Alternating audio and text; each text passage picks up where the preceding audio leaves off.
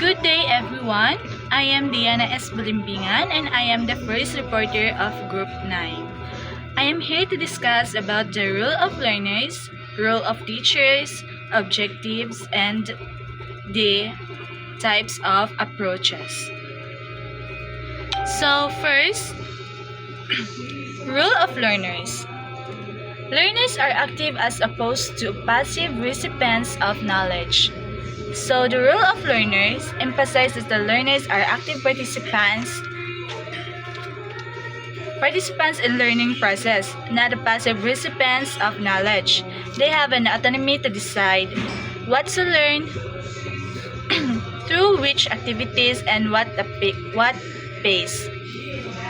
Next, the role of teachers. To put this approach into practice, teachers need to help the student set achievable goals.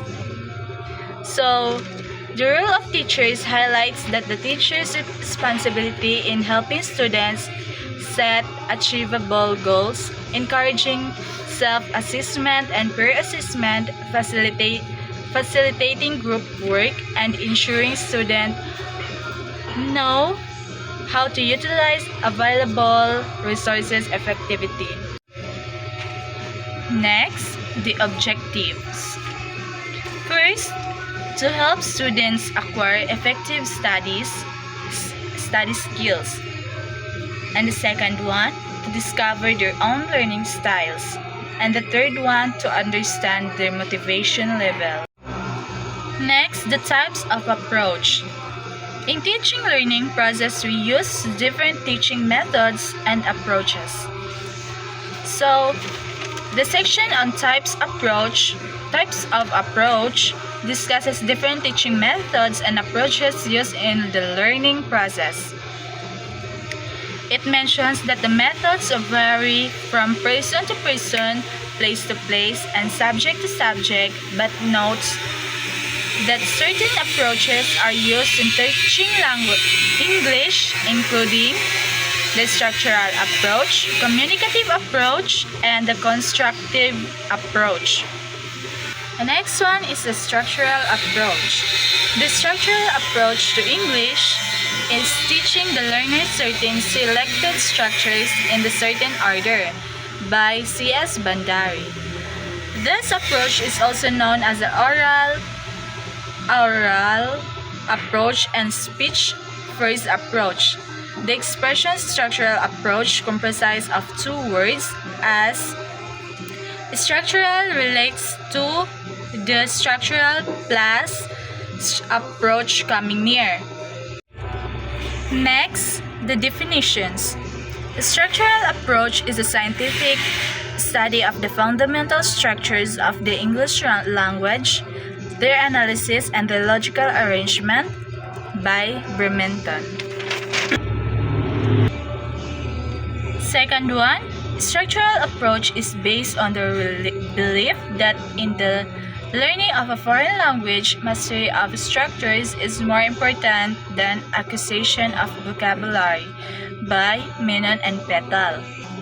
And the last one is the structural approach is also defined as the arrangement of words is in the suitable pattern by Siva, Mohan, and the Man-San.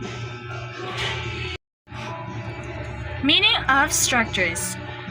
The arrangement of words in English is very important. The meaning of the utterances changes with a change in the word order. For example, you are there.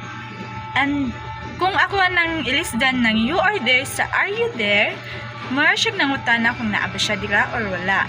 And also, there you are. Mara siya nakita niya ang iyang gipangita nga tao. And then next, the last one is the examples of structures. Words are not ordered randomly but joined together. For example, subject verb, and the example is John sleep, which is the subject is John and the verb is sleeps. And then the second one is the subject verb object. And The example here is I like rice. And the subject here is I, and the verb is like, and the object is rice. And the third one is subject verb adjective. And the example here is he is funny, and the subject is he, and the verb is, and the adjective is funny. And the fourth one is subject verb adjective adverb. And the example is Jim is here, and the subject is Jim, and the verb is, and adverb is here. And the last one is subject verb noun. She is my mom. The example is she is my mom, and the subject here is she, and the verb is, and the noun is my mom. And that's all. Thank you very much.